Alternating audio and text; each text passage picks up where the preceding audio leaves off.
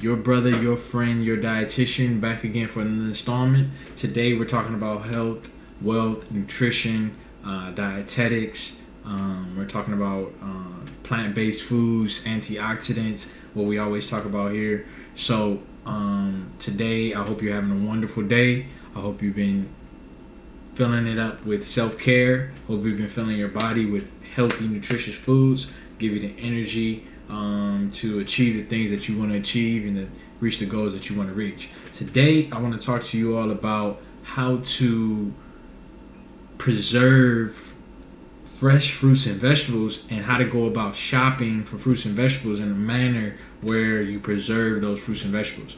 In college, I used to just purchase a bunch of fruits and vegetables with the little money that I did have from the jobs that I had. I wouldn't spend it going out to the movies, going out with my homies. I would spend it on organic food because I understood the science and the importance of eating organic food. So I would invest the little money I did have in organic foods. And then people would always say, man, you have so many fruits and vegetables in your little refrigerator, because I had a little refrigerator in my room. How do you preserve it? Every time I go shopping and I buy a bunch of fruits and vegetables, my vegetables die. Well, not die, but it is true because they do die in a way because vegetables are living. But the point is they go bad. How do I prevent them from going bad? So I want to present a short video today on that topic. Let's get started. So how to prevent fruits and vegetables, fresh fruits and vegetables, from going bad before you eat them. Well, the first thing I want to say is change your habits of eating.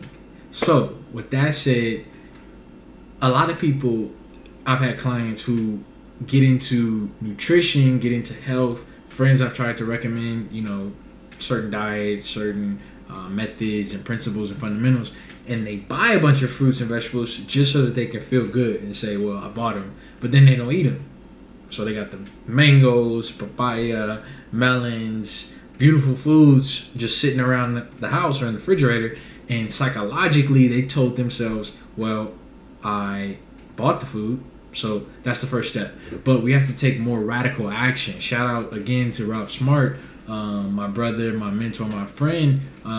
He talks about radical action. So it's not enough to just buy the food and store it in the refrigerator. It's like getting a gym membership, buying running shoes, or buying weights but never using them. It feels good in our mind, psychologically we feel good, but it's not really doing us any good. So change your behavior, meaning you have to eat the actual food. So I know you probably think I do eat it, I try and eat it. This is just my first tip. Hey, eat the food. So if you have the food, make an effort and exert yourself and say, I'm going to eat this mango. I'm going to eat this kale. I'm going to eat this salad. I'm going to incorporate these bell peppers. I'm going to incorporate these avocados and this watercress and this mustard greens and everything I bought. I'm going to make an effort to eat it. So that's the first step, because if you're not making an effort to eat it, it's not going to be eaten. So that's where I want to start. The next step or tip I want to talk about is try and plan out your foods and plan out your meals. So, for example, I like to purchase bananas, right? Good for potassium. They're kind of filling. You can get them sweet. They can sweeten up smoothies. I like to put them in my morning smoothies, change up textures. They're good. So, I like to rock with organic bananas. So I got me some organic bananas here. But the thing is that the longer they ripen, the more starch, the starches turn to sugars inside the fruit. So some people, I like mine kind of spotty. Some people don't like theirs spotty. They say they want to just be clean, yellow banana. Cool, it's up to you. But my science and my suggestion is plan out your meals. So if I don't plan on eating bananas in the next 3 days or in the next 2 days or next week, buy bananas that are green so they're not fully ripe yet, right?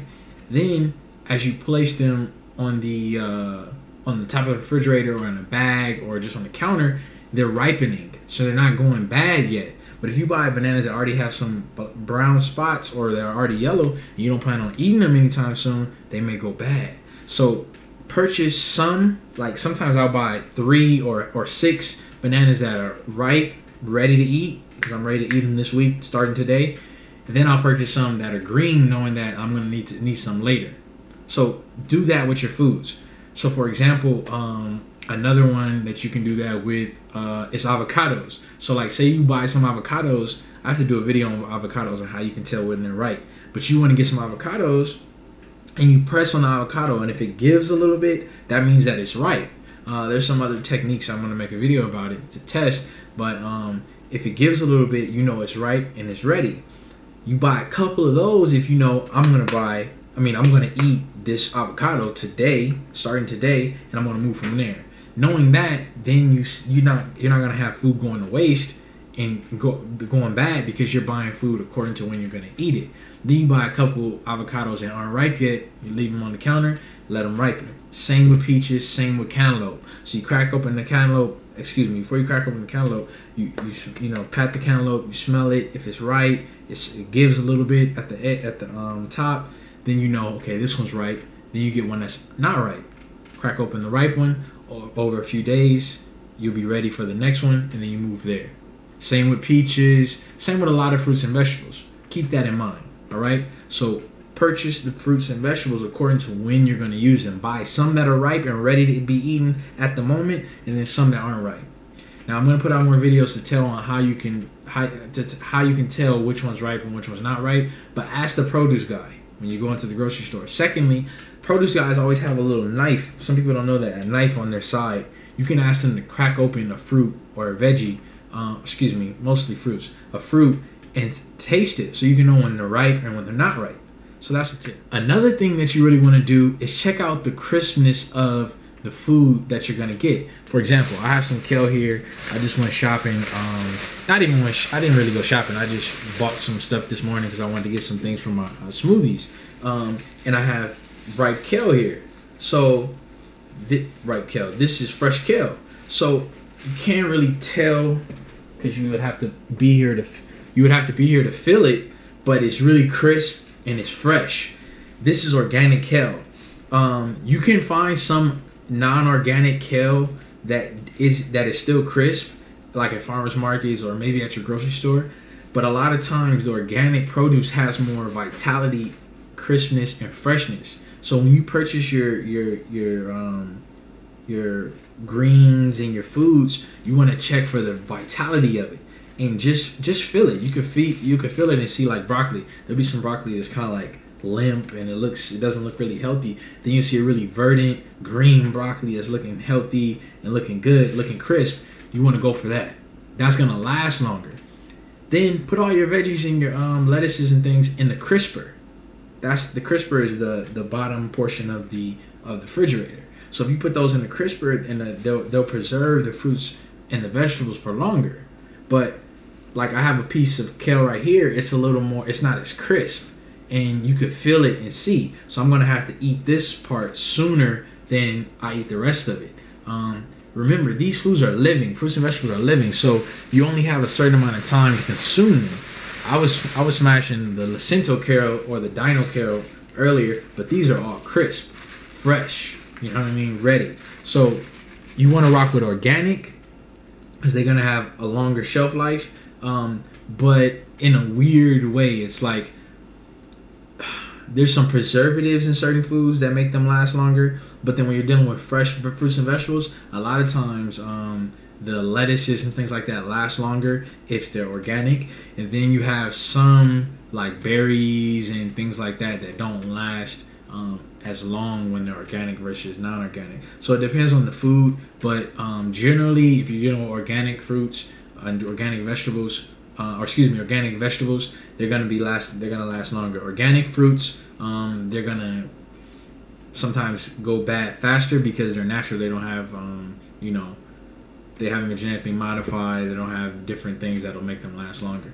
Speaking of berries, just really quickly, another way to preserve berries, don't wash all the berries inside the container because mold will start growing and they'll go bad. What you want to do is separate out the berries that you're going to that you're going to eat, and keep it separate from the rest of the container, wash those and eat those, and it'll help preserve the berries. So organic, look at the freshness and vitality of the food that you buy, and then watch out for washing your berries. Okay, so this is a bell pepper, straight organic, hecho en Mexico. It says product of Mexico, so it's grown in Mexico. Like I said, certain organic veggies, they'll last you longer, but what you want to do is put the veggies and fruits in the crisper, like I said, which is in the bottom drawer and containers at the bottom of the refrigerator. But also, you want to wrap up your mushrooms, your hongos, your champiñones, your bell peppers. You want to put those in some type of wrap to preserve them. Some people say, I don't want to use plastic. It's not good for the environment. There's other ways. You can put them in glass Pyrex dishes. You can put them in different containers, but you want to seal them up, right? That's a way to preserve the veggies and prevent them from going bad. When you're dealing with like apples that you've chopped up or avocados, you can put lime or lemon juice, and that citric acid is going to prevent the oxidation of those apples and those avocados. So that's another method of preserving things. But these are my several ideas and methods as a dietitian for preserving your fresh fruits and veggies. Make sure you buy them according to when you're going to use them. Make sure you try and buy organic. Wrap up, store, put things away in the refrigerator, put them in the crisper and things like that, and you'll be straight. You know what I mean? I'm about to smash some kale tonight, get into these bell peppers. I got some spinach over there I didn't get to show y'all. But no excuses out here. Eat your fruits and vegetables. If you can't get it organic, get it non-organic. As long as you're eating fruits and vegetables, you know what I mean, and you're avoiding the unhealthy foods, together, our health is gonna improve. So, your brother, your friend, your dietitian, I hope to help, and I hope I added something to your repertoire. All right, peace.